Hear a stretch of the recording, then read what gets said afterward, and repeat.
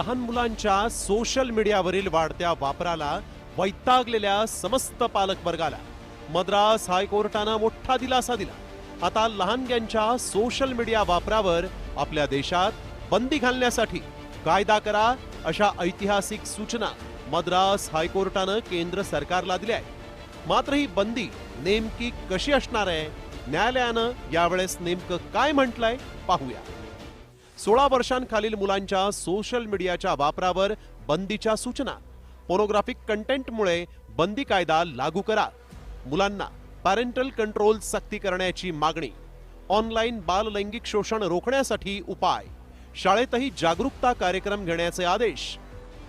ऑस्ट्रेलियामध्ये याआधीच 16 वर्षांखालील मुलांना सोशल मीडियाचा वापर करण्याबाबत निर्बंध लागू करण्यात आले।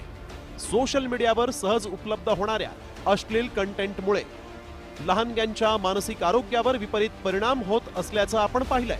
त्यामुळे आता कोर्टानं सरकारला यासंबंधी उपाययोजना करण्याच्या सूचना दिल्यानंतर सरकार सोशल मीडियाच्या या कचाट्यातून लहानग्यांना कसं बाहेर काढतं आणि काय जालीम उपाययोजना करतं हे पाहणं महत्त्वाचं आहे। ब्युरो रिपोर्ट, साम टीव्ही न्यूज।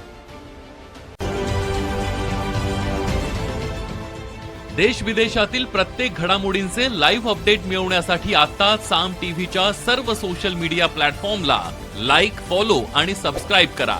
तसंच सर्व नोटिफिकेशनसाठी बेल आयकॉन प्रेस करायला विसरू नका।